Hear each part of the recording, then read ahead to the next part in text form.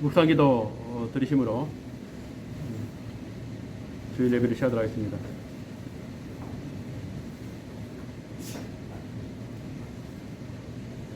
살아계신 아버지 하나님, 오늘 주님 앞에 예배와 찬양과 영광을 돌려드립니다. 이 코로나의 엄중한 상황 속에서도 저희들이 주님 앞에 예배할 수 있도록 불러주시고 은혜 허락해 주심을 감사합니다. 오늘 예배가 하나님을 만나는 영광스러운 은혜가 충만한 그런 예배가 될 수 있도록 이 모든 예배를 주관하여 주시고 예배를 축복하여 주시고 예배를 연락해 주시기 원합니다. 오늘 예배를 통해서 하나님께서 우리의 모든 기도와 찬양과 예배에 화답하여 주셔서 모든 성도들이 함께 은혜 받고 주의 음성을 듣고 돌아갈 수 있도록 하나님 축복하여 주옵소서. 함께 다 모이지 못했지만은 오늘 하나님께 동일한 은혜로 우리에게 함께 하신 것처럼 또 각 처소에서 하나님을 만나는 그런 귀하고 복된 시간 되기를 간절히 바라고 원하오며 모든 시종을 주님 앞에 부탁하오며 예수님 이름으로 기도드리옵나이다. 아멘. 우리 사도신경으로 신앙 고백 드리시겠습니다. 전능하사 천지를 만드신 하나님 아버지를 내가 믿사오며 그의 아들 우리 주 예수 그리스도를 믿사오니 이는 성령으로 잉태하사 동정녀 마리아에게 나시고 본디오 빌라도에게 고난을 받으사 십자가에 못 박혀 죽으시고 장산지 사흘 만에 죽은 자 가운데서 다시 살아나시며 하늘로 오르사 전능하신 하나님 우편에 앉아 계시다가 저려서 산 자와 죽은 자를 심판하러 오시리라. 성령을 믿사오며 거룩한 공예와 성도가 서로 교통하는 것과 죄를 사하여 주시는 것과 몸이 다시 사는 것과 영원히 사는 것을 믿사옵나이다. 아멘. 우리 오늘 찬양 대신에 우리 교동문 하도록 하겠습니다. 45번입니다. 시편 103편 45번.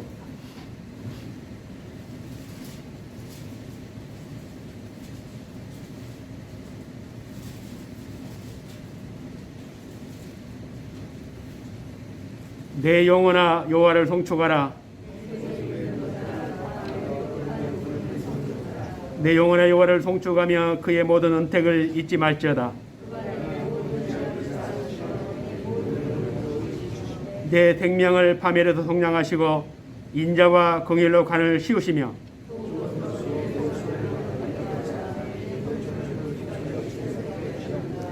여호와는 긍휼이 많으시고 은혜로우시며 노하기를 더디하시고 인자하심이 풍부하시도다. 우리의 죄를 따라 우리를 처벌하지는 아니하시며 우리의 죄악을 따라 우리에게 그대로 갚지는 아니하셨으니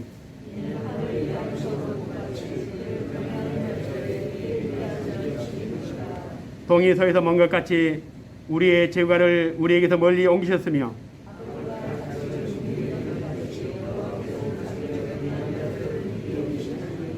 이는 그가 우리의 죄를 아시며 우리가 단지 먼지뿐임을 기억하심이로다. 아멘. 이제 다 오셨으면 앞뒤에 문을 잠가버리세요. 차라리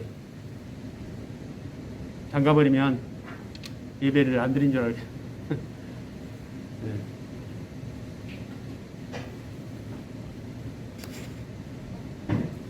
그럼 기도드리겠습니다. 살아계신 아버지 하나님 감사합니다. 어제도 오늘도 내일도 우리 모든 삶 속에 함께 하시고 우리의 모든 시간들을 주관하시고 인생의 생사복을 주관하시는 전능하시는 아버지 하나님, 오늘도 우리가 그 은혜를 찬양하고 주님 앞에 예비하며 영광을 돌립니다. 우리 아버지 하나님, 어떤 상황 어떤 환경이 있을지라도 우리가 주님을 향하는 그 마음이 식어지지 않도록 우리에게 은혜를 주시되 특별히 오늘 우리가 마음을 다하고 힘을 다하고 생명을 다해 주님을 예배할 때에 이 예배가 참으로 복된 예배가 되게 도와주시고 예배를 통해서 하나님의 거룩한 은혜가 오늘 교회와 성도들에게 충만하게 임하는 시간 되기를 간절히 바라고 원합니다. 그동안 힘들고 어려운 시간들이 많았지만은 하나님 은혜 가운데 모든 것들이 하나하나 해결되어지고 이제 우리가 하나님 안에서 다시 한번 더 큰 비전과 뜻을 세울 수 있도록 은혜를 더해 주심을 감사합니다. 아버지 하나님, 교회 문제가 해결되어지는 것처럼 사랑하는 모든 성도들의 가정과 저들의 모든 삶 가운데서도 하나님 간구하는 기도하는 모든 것들이 응답되어지고 2021년 절박한 믿음에 응답하시고 축복하시는 놀라운 역사들이 일어나기를 간절히 바라고 원합니다. 우리는 부족합니다. 우리는 연약합니다. 늘 넘어질 수 있고 실족할 수 있고 의심할 수 있고 또 우리가 하나님 앞에 고민할 수 있지만은 오늘 아버지 하나님 하늘의 문을 여시 우리 가운데 말씀하여 주실 때에 우리에게 주신 말씀을 붙들고 이 교회가 더욱더 굳건히 설 수 있도록 아버지여 도와주옵소서. 우리 성도들에게 믿음을 더해 주시고 은혜를 더해 주셔서 하나님이 하시는 모든 일에 모든 성도들이 하나가 되고 마음을 같이하여 힘쓰고 애쓸 때에 하나님 이 교회를 통해서 놀라운 하나님의 뜻과 비전들이 이루어질 수 있도록 축복하여 주시기를 원합니다. 아직도 많은 것들을 결정해야 됩니다. 많은 문제들이 있습니다. 우리 아버지 하나님 모든 성도들이 성령 안에서 하나 될 수 있도록 우리 아버지 하나님 도와주시옵소서. 12제자를 부르시고 그 제자들을 하나님 나라의 놀라운 일꾼들로 사용하신 것처럼 오늘 이 부름받은 사는 성도들에게도 은혜를 더해 주셔서 우리가 비록 약하고 연약한 교회지만 우리 아버지 하나님 빌라델피아 교회처럼 서문화 교회처럼 우리 아버지 하나님 연약한 가운데서도 하나님의 거룩한 뜻을 감당하기에 부족함이 없도록 아버지여 도와주옵소서. 오늘도 주님께서 함께하여 주시기 원합니다.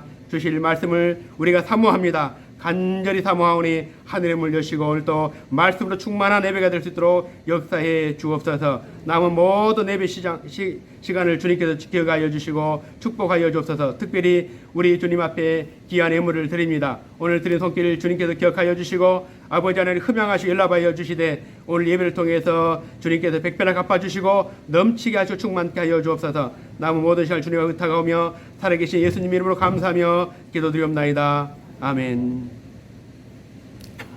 예.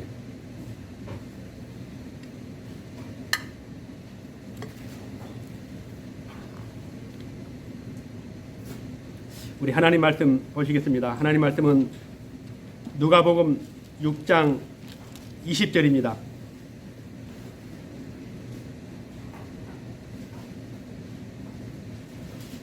누가복음 6장 20절에서 24절까지 이 말씀을 같이 봉독하시도록 하겠습니다. 예수께서 눈을 들어 제자들을 보시고 이르시되 너희 가난한 자는 복이 있나니 하나님의 나라가 너희 것이며 지금 줄인 자는 복이 있나니 너희가 배부름을 얻을 것이며 지금 우는 자는 복이 있나니 너희가 웃을 것이며 인자로 말미암아 사람들이 너희를 미워하며 멀리하고 욕하고 너희 이름을 악하다 하여 버릴 때에는 너희에게 복이 있도다. 그날에 기뻐하고 뛰놀라 하늘에서 너희 상이 큼이라. 그들의 조상들이 선지자들에게 이와 같이 하였느니라. 그러나 화 있을진저 너희 부요한 자여 너희는 너희의 위로를 이미 받았도다. 아멘. 예수님은 베드로를 비롯해서 12제자들을 임명하셨습니다. 당시 예수님께서 갈릴리를 중심으로 사역을 시작하시면서 많은 기적과 이적이 일어났습니다. 이런 와중에 오늘 예수님은 12제자들을 부르시게 되는데 드디어 오늘 그 12제자들에게 12제자들만을 위한 메시지를 처음으로 선포하시게 됩니다. 그 첫 번째 예수님께서 제자들에게 주시는 메시지의 주제는 복이라는 그런 주제입니다. 예수님께서 이 제자들을 부르셨는데 제자들은 속으로 내심 왜 주님께서 우리를 불러주셨을까 이런 기대 또 그들 나름대로의 어떤 생각이 있었을 것입니다. 이제 드디어 예수님께서 입을 열어서 제자들에게 설교를 하시는 그 설교의 내용이 우리가 조금 전에 읽었던 6장 20절 그래서 22절 말씀이고 또 마태복음 5장에도 산상보훈이라는 그런 말씀으로 또 기록되어 있습니다. 예수께서 눈을 들어 제자들을 보시 이르시되 너희 가난한 자는 복이 있나니 하나님의 나라가 너희 것이며 지금 줄인 자는 복이 있나니 너희가 배부름을 얻을 것이며 지금 우는 자는 복이 있나니 너희가 웃을 것이며 인자로 말미암아 사람들이 너희를 미워하고 멀리하고 욕하고 너희 이름을 악하다 하여 버릴 때는 너희에게 복이 있도다. 예수님께서 설교하시는 이 장면을 보시면 무리들에게 하신 설교가 있고 때로는 또 그 제자들만 따로 불러서 설교하신 그 장면이 있는데 오늘 이 설교는 오롯이 그 제자들만 위한, 그래서 오늘 20절에 보면은 그렇게 기록되어 있습니다. 예수께서 눈을 들어 제자들을 보시고 이르시되, 물론 무리도 있을 수 있지만은 오늘 제자들을 보시고 하신 말씀이기도 합니다. 자, 드디어 이제 예수님께서 복이라는 단어를 꺼내셨습니다. 얼마나 흥분되고 또 얼마나 이 감격스러운 장면입니까? 우리가 아무리 믿음이 좋고 또 아무리 주님 앞 충성한다 해도 그 기대심리, 뭔가 주님께서 나에게 해 주실 것이라는 이 기대심리 없이 일방적으로 무조건적으로 아무런 조건 없이 주님을 따른다는 것이 정말 가능한 일일까? 나를 따르라니까 모든 것을 버려두고 뒤도 돌아보지 않고 따랐다고 하는데, 정말 그들은 그 속마음은 진짜 아무런 조건 없이 따랐을까? 오직 주님께만 충성 다하겠습니다. 나는 주님 부르시면 이 모든 것 다 버리고 따르겠습니다. 물론 내이 같은 경우는 세간에서 일을 하다가 그 모든 직업까지도 다 버리고 예수를 따랐습니다. 베르도 마찬가지고. 그런데 우리 인간이라는 것은 아무리 종교적인 신념이 있다 할지라도 뭔가 그 반대급부, 보상 이런 것 없이 쉽게 우리가 충성하고 헌신한다는 게 쉬운 일이 아닙니다. 저도 전도사 생활까지 다 하면 30년 정도 제가 목회를 했습니다. 하나님의 일이라는 것은 대가 없이 정말 온전한 헌신과 충성만으로 가능할까? 저는 처음에는 그걸 믿었습니다. 제가 신앙을 처음 시작할 때 저는 그걸 믿고 시작했습니다. 그런데 교회에 이제 사역을 시작하면서 대가 없는 헌신을 거의 본 적이 없습니다. 물론 있습니다. 있는데 그렇게 많지 않습니다. 제가 오늘 뭐 그런 이제 지나간 일들을 좀 얘기해 보면, 우리가 그동안 어느 교회와 9년, 10년 소송을 했습니다. 근데 이 소송만 한 게 아닙니다. 우리 교회 제 전임자죠. 그분이 잠시 3개월, 4개월 임시당회자로 왔는데 그분이 처음으로 우리한테 소송을 제기했습니다. 그게 뭐냐면 못 받은 임금을 달라는 얘기입니다.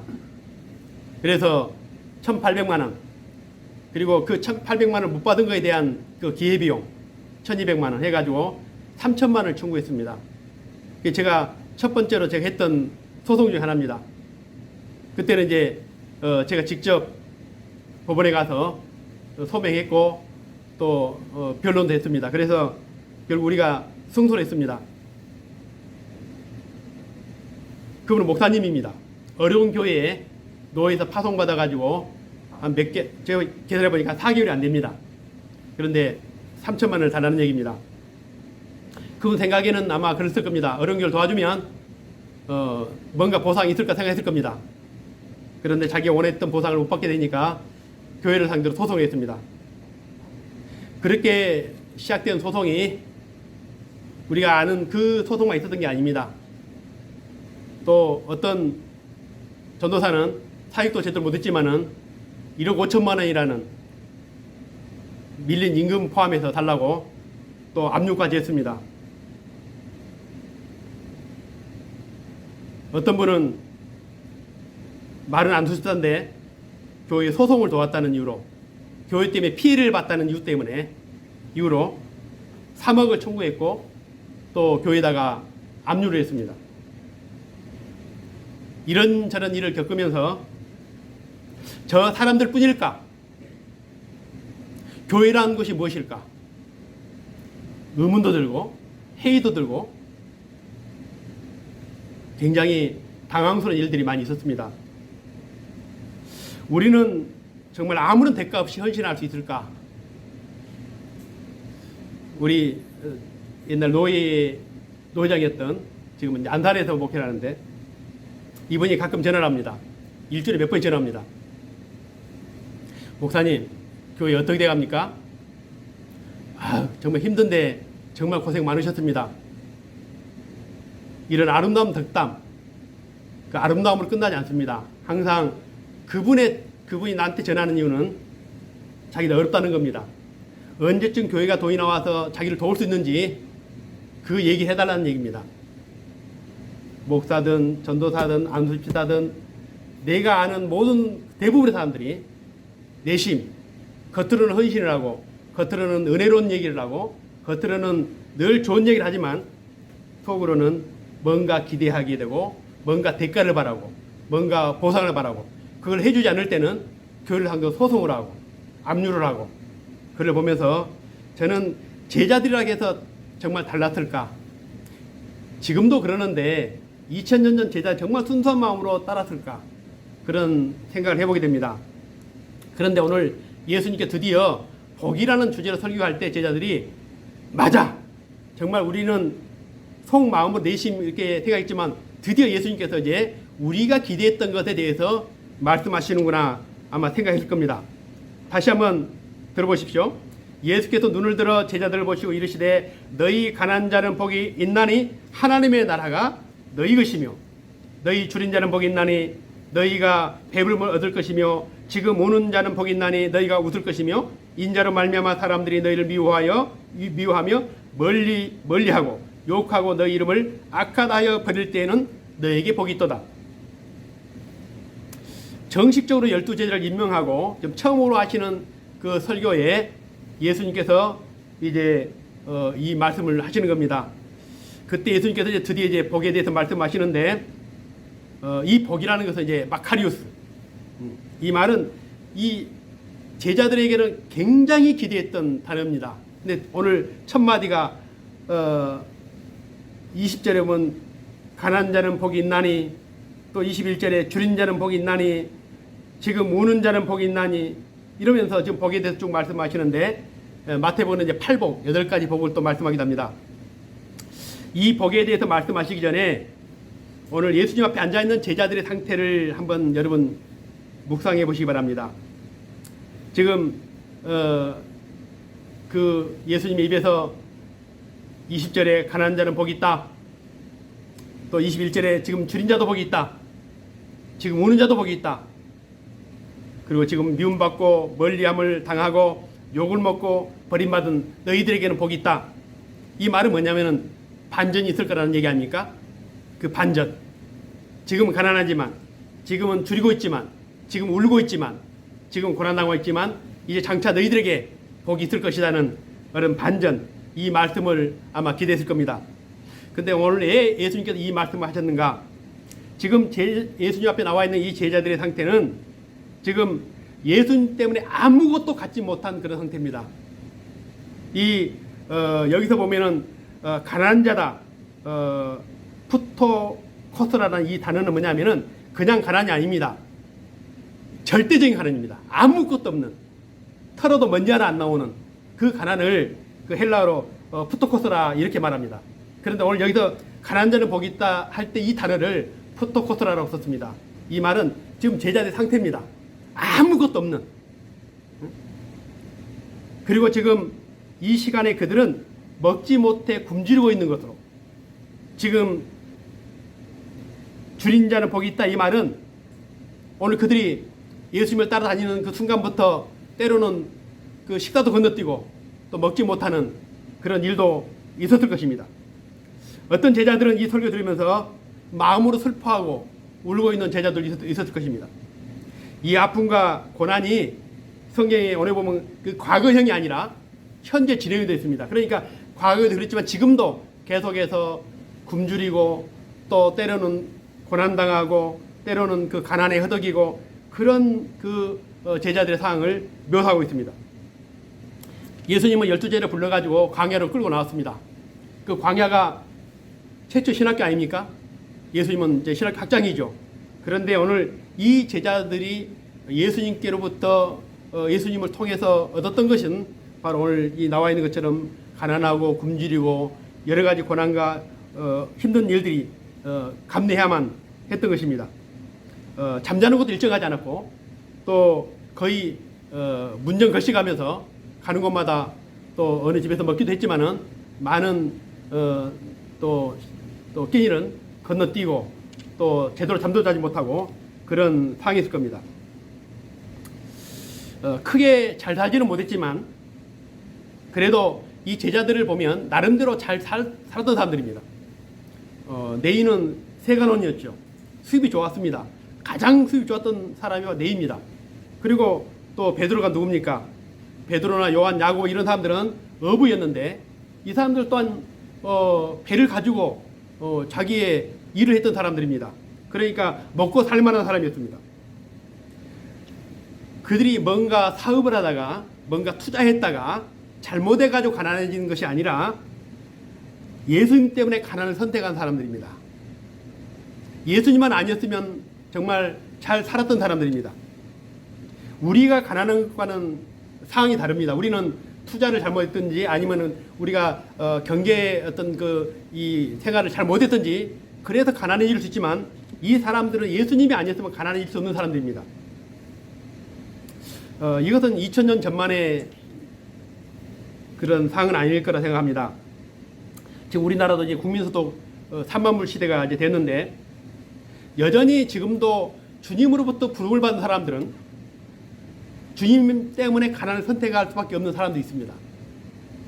우리는 내심 어떤 일을 하면서도 기대하고 보상을 바라고 그러지만 진짜 주님의 부르심을 받은 사람들은 오늘 가난해질 수밖에 없는 그 삶을 선택해야 되는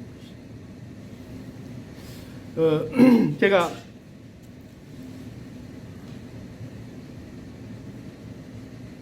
선교를 가서 제일 부러운 사람들이 있습니다. 물론 부럽다는 것은 좀 다르게 좀 해석될 수 있겠지만 예교관이나 이 주재원들, 회사의 주재원들이 있는데 예교관들은 별로 많이 본 적은 없지만 그 회사 주재원들 많이 나와 있습니다. 그런데 그 주재원들이 굉장히 잘 삽니다. 국제학교 다 보내고 그리고 집 다 주죠. 안전 생활 다 보장해 주죠. 그러니까 주재원들은 그 생활이 굉장히 한국에서보다 더 잘 삽니다. 그런데 우리도 어찌 보면은 선교사들도 주재원들 아닙니까? 하나님께 보내신 주재원들이죠. 그런데 이 선교사들은 대부분 다 가난하고 어렵습니다. 정말 어렵습니다. 저희도 처음에 가서 이 국제학교를 못 보냈는데 국제학교를 못 보낸 이유가 뭐냐면은 너무 비쌉니다. 국제학교가. 그 주재원들 자녀들은 다 국제학교를 보내고 선교사 자녀들은 다 현지학교를 보냅니다. 현지학교 이제 가격 차이가 너무 많이 나죠. 그래서 현지학교를 보내는데 물론 그것이 나중에는 이제 좋은 점도 있었지만은 그만큼 어렵게 살아야만 했습니다. 오늘 명세기 예수님께서는 왕의 왕이죠. 하나님 아들이죠. 그런데 오늘 그 주님의 부르심을 받은 자들이 오늘 박해와 핍박을 당하고 눈물을 삼키면서 배고픔을 참아가면서 오늘 예수님 말씀처럼 지금도 줄이고 우는 자들이 많다는 겁니다.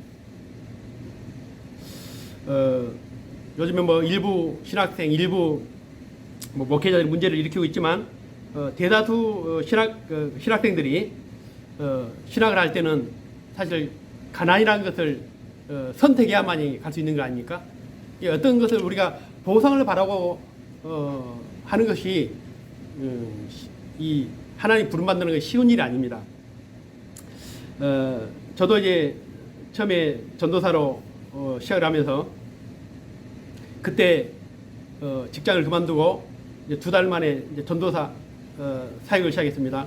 그런데 250만 원을 받다가 교회 가니까 5만 원을 첫 제가 사례비 5만 원입니다.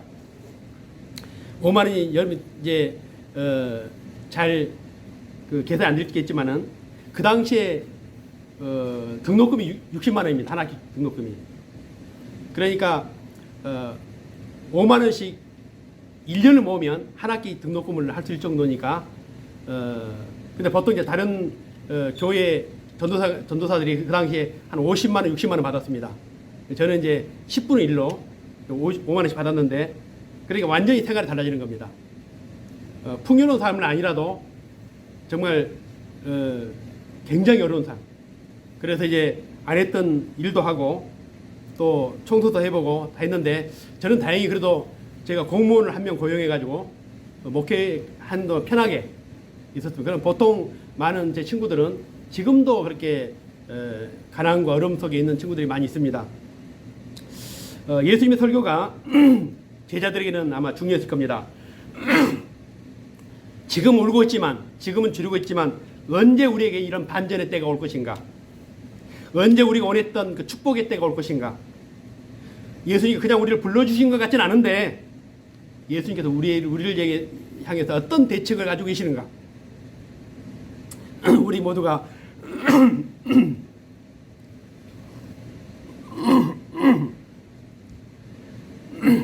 이렇게 반전을 기대하면서 살고 있습니다. 사업에 실패한 사람뿐만 아니라 우리가 예수님을 따르는 사람들도 이렇게 늘 기대와 보상과 반전을 기대한다는 겁니다.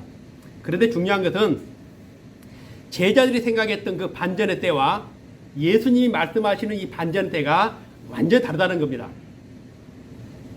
우리가 이 예수님의 설교를 들었지만 우리 역시도 지금 예수님이 하신 이 본문의 말씀을 오해를 하고 있습니다.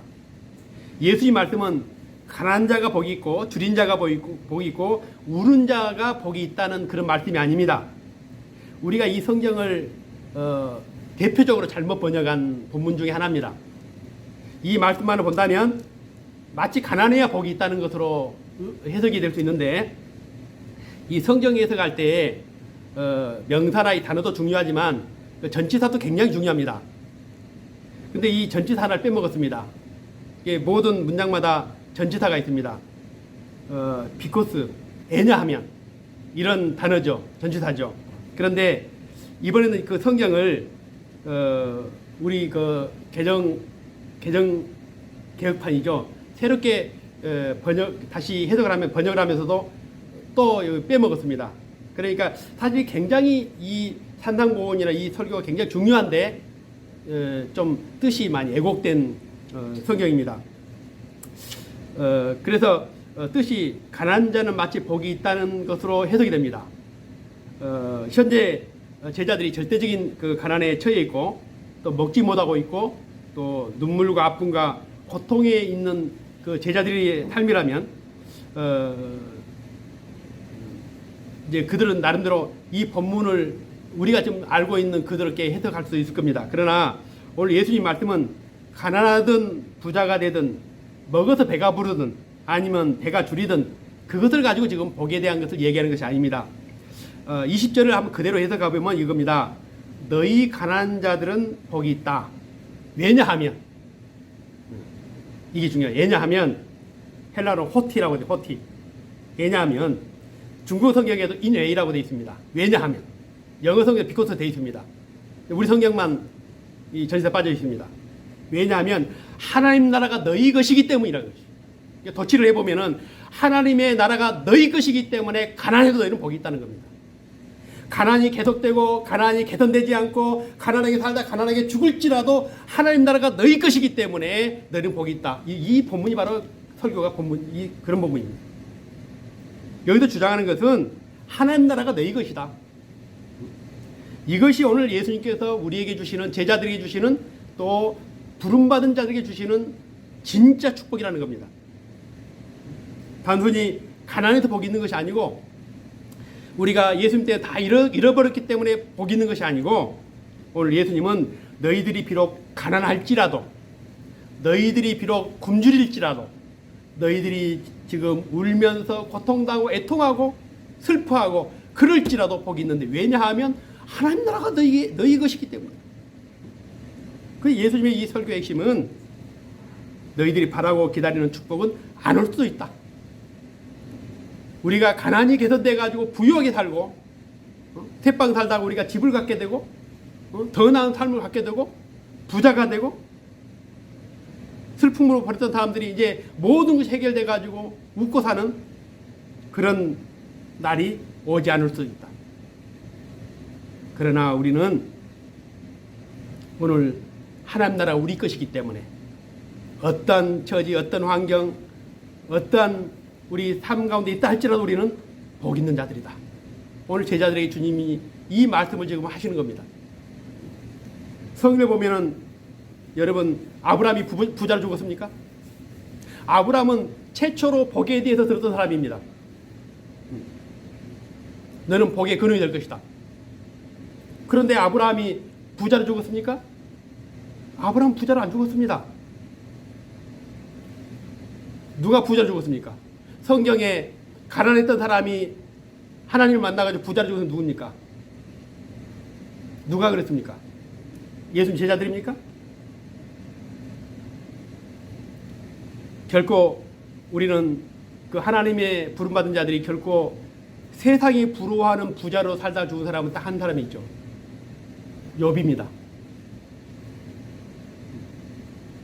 너희들이 복받는 백성이라는 것은 천국 때문이다. 천국.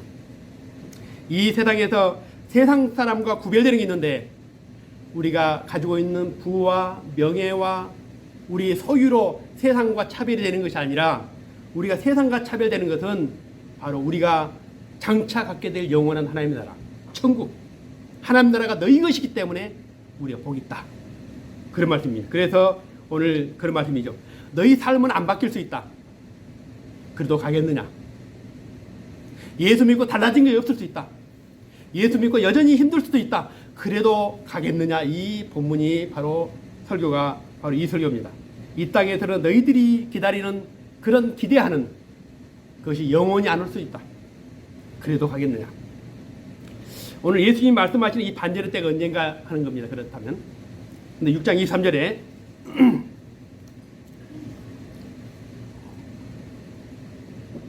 그날에 기뻐하고 뛰놀라 하늘에서 너희 상이 큼이라 그들의 조상들이 선지자들에게 이와 같이 하였느니라.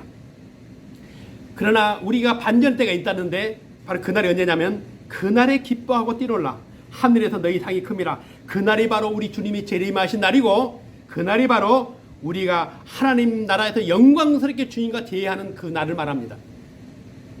오늘 성경이 말씀하고 있는 믿는 자들의 이 반전, 이 파라독스, 이건 뭐냐? 이 땅에서 우리의 삶이 개선되고 달라진 것 때문에 우리가 복을 받는 것이 아니라 마지막 그날, 오늘 분명히 그 날이라고 말씀하고 있습니다. 오늘 주님이 오시는 날, 우리가 주님을 만나는 날, 그 약속이 주님의 약속이 실현되는 그 하나님의 나라, 그때 우리는 오늘 놀라운 기뻐하고 뛰놀다고 그렇게 표현하고 있습니다. 대부분 사람들이 교회에 나오면서 현세적인 축복에 메말라하고 있습니다. 우리에게 예수님께서 부와 명예와 권세를 주시는 것으로 그렇게 생각했습니다. 그러다 보니까 이 교회가 자꾸 현세적인 축복만을 자꾸 설교하게 되고 또 그것을 믿기로 사람들을 불러 모으게 됩니다. 교회 가면 병이 낫고 또 교회 가면 축복을 받고 교회 가면은 모든 게 다 해결되는 것처럼 그렇게 하다 보니까 이제는 교회가 세상을 더 이상 설득할 수 없게 돼버립니다. 설득이 됩니까 지금? 예전에는 우리가 교회가 세상을 그런 식으로 설득했습니다.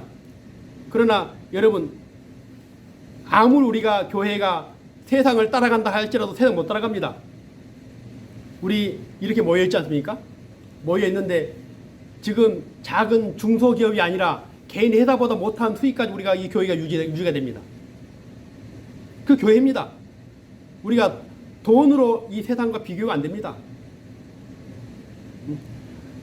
아무리 세상에 큰 교회라도 오늘 웬만한 기업체도 못합니다. 그게 세상 교회 차입니다. 우리가 그런 세상에 대해서 복을 이야기할 수 있습니까? 그러니까는 요즘에 그런 얘기가 나옵니다. 이제 교회만 보면 지겹다는 얘기가 나옵니다. 충격 아닙니까? 우리가 물질적인 풍요를 누리면서 사람들이 거기서 어떤 정신적인 소유를 느끼고 갈등을 하고 또 그것도 채워지지 않는 그런 허전함, 허무함 때문에 우리가 정말 예수 그리스도가 주시는 그런 참된 복음을 붙잡게 되고 그것이 위로가 되게 되고 그것이 우리의 진정한 소망이 되고 그래서 사람들이 부유해지면 부유해서 더 교회를 찾게 되고 더 기도하게 되고 그런 세상이 그런 하나님 나라가 와야 되지 않습니까? 그런데 우리는 이제 세상에 줄 게 없어져 버린 겁니다. 왜요? 우리가 이 본문의 말씀 잘못했기 때문이죠. 그러니까 이제는 교회에 찾아가서 분노하고 달걀 던지고 이제 혐오 시대 되고 오늘도 문 잠갔었습니까? 우리 예배든지 알면은 사람들이 환영한 줄 압니까? 지금 저것들 혹시 이단 아니냐고 그러는데 그만큼 이제는 세상을 설득할 수 있는 이게 사라져버린 겁니다. 우리는 세상을 지금까지 그렇게 설득했습니다. 예수만 믿어봐라. 병도 낫고 부자가 되고 다 잘 될 것이다. 그러니까 교회가 늘 물질과 관련해가지고 사람들에게 그런 보상 심리를 심어준 거예요. 그것이 교회를 상대로 소송하게 되고 암주를 하게 되고 돈을 기대하게 되고 어느 목사가 나처촌에 가서 이제 설교를 하는데 설교를 하다 보니 점점 목사님 안색이 안 좋아진 겁니다. 여러분 나처촌에서 설교하면 안색이 좋아지겠습니까? 안 좋아지겠습니까? 좋아지겠죠. 근데 목사님 점점 안색이 안 좋아진 겁니다. 왜냐하면 나치로 나왔으니까 주머니에 돈을 안 갖고 왔을 거 아닙니까? 헌금을. 우리가 신앙도 늘 그렇게 물질과 관련해가지고 생각을 하는 것이죠. 그러나 우리가 제자들은 스스로 가난을 선택하고 십자가의 길을 가고 있지만 오늘 제자 예수님 말씀은 그것이 영원히 개선되지 않고 해결되지 않고 그러나 오늘 본문의 말 다시 보면 그겁니다.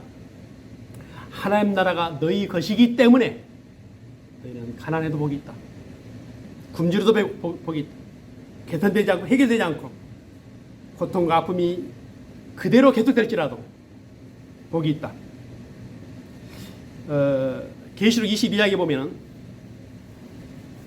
그 하나님 나라의 그 축복을 천국을 이렇게 묘사하고 있습니다. 제가 성경 말씀과 또 성경을 해석한 것을 다시 한번 말씀을 비교를 한번 해보십시오.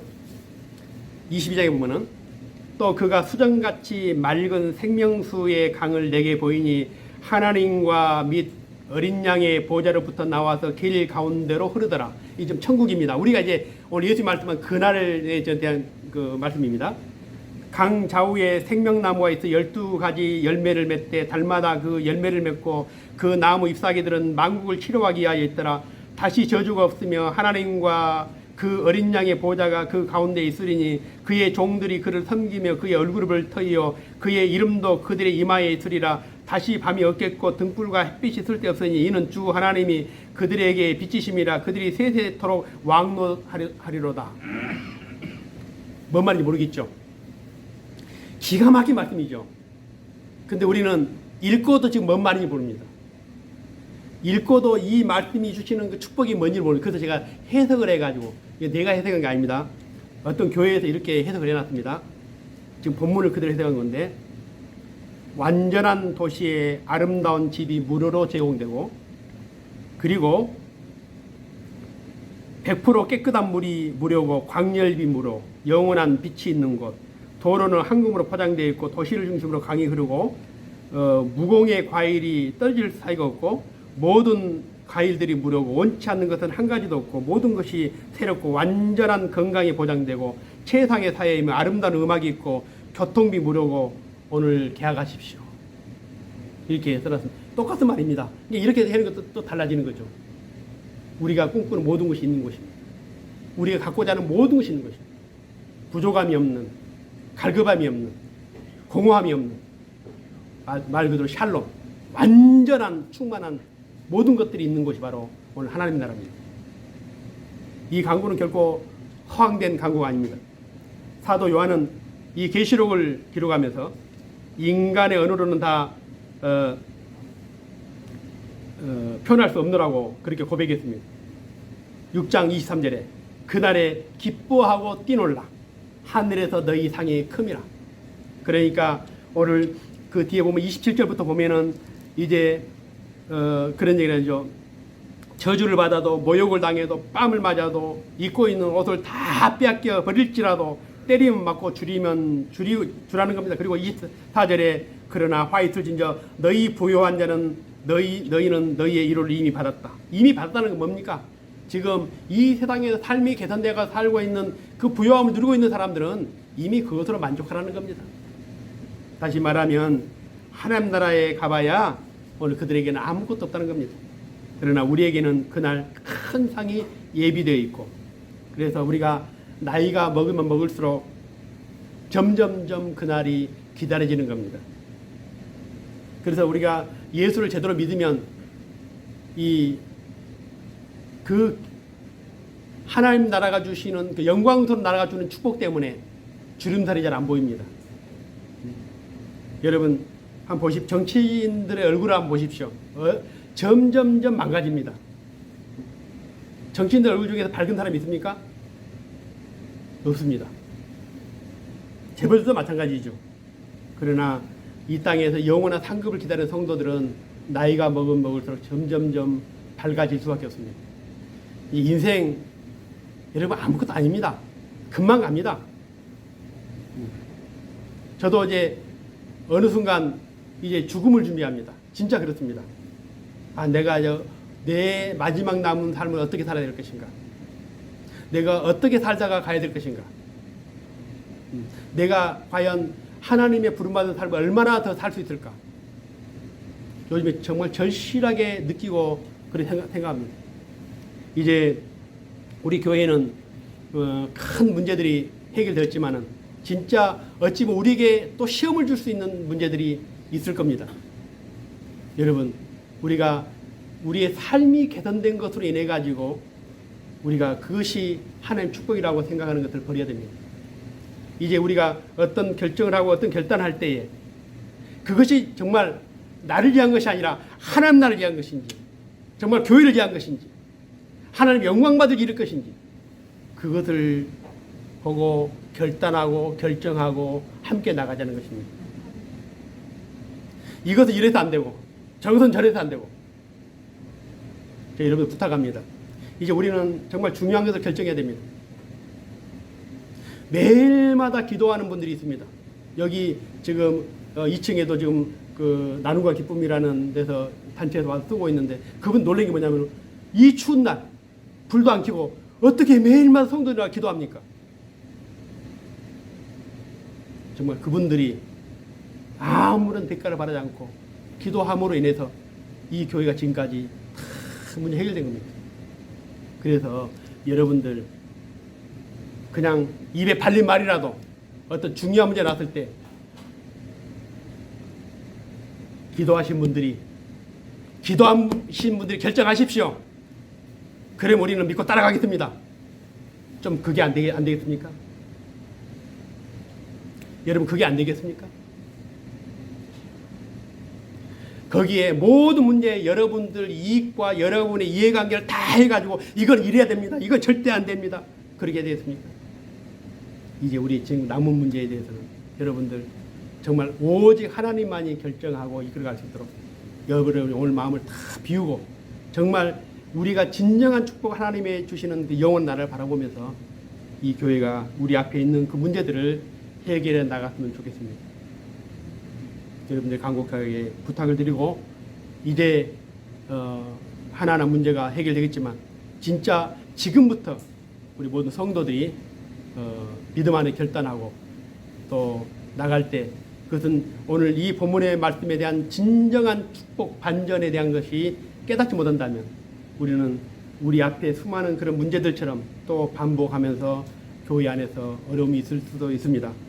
오늘 이런 반전의 주인공 하나님 나라를 기다리고 사모하는 여러분들에게 오늘 이 땅의 것들을 통해서가 아니라 그 나라의 기쁨이, 오늘 그 나라의 소망이, 그 나라의 영광스러움이 이 모든 것들을 이겨낼 수 있는 힘이 되기를 주의 이름을 축원드립니다. 기도드리겠습니다. 살아계신 아버지 하나님, 우리도 아브람처럼 더 나은 본향을 사모합니다. 많은 것을 가졌지만은 오늘 더 나은 본향을 사모했기에 믿음의 조상이라는 영광스러운 이름을 갖게 됐습니다. 우리 아버지 하나님, 우리의 삶은 개선되지 않고 우리의 기대와 소망은 이루어지지 않을지 모르겠지만 그러나 우리 약속하신 영원한 하나님 나라는 이미 예비되었고 그날에 우리가 영광스러운 그 나라에 들어갈 것을 믿습니다. 우리 아버지 하나님, 지금은 배부르지 않고 지금은 부유하지 않고 지금은 고난 가운데 있을지 모르겠지만 우리는 마지막 날 우리에게 주실 그 영광스러운 반전을 기다리며 기대하며 믿음으로 소망합니다. 끝까지 견디게 하시고 이기게 하시고 절대로 우리에게 주실 영원한 축복을 포기하지 않도록 주님 도와주옵소서. 이제 이 교회가 그 어려운 일들을 견뎌내고 이제 우리가 선택하고 결단해야 될 많은 문제 앞에 있습니다. 우리 아버지 하나님, 우리가 영원한 천국의 그런 영광스러운 나라에 소망을 둔다면 우리 앞에 있는 문제들도 우리 주님 원하신 대로, 우리 주님이 기뻐하신 대로, 우리 주님이 영광 받으신 대로 우리가 결단하고 결정할 줄로 믿습니다. 우리 아버지 하나님 도와주옵소서.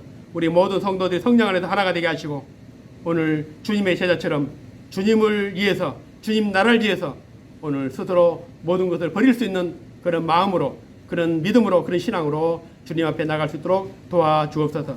오늘 주님께 함께해 주심을 감사하며 살아계신 예수님 이름으로 감사하며 기도드리옵나이다. 아멘. 기도드리겠습니다.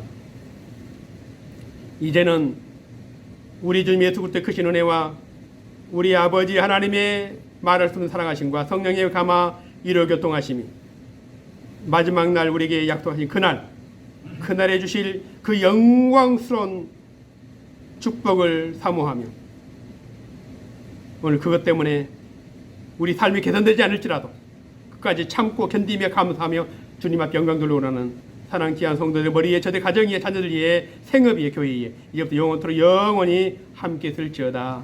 아멘.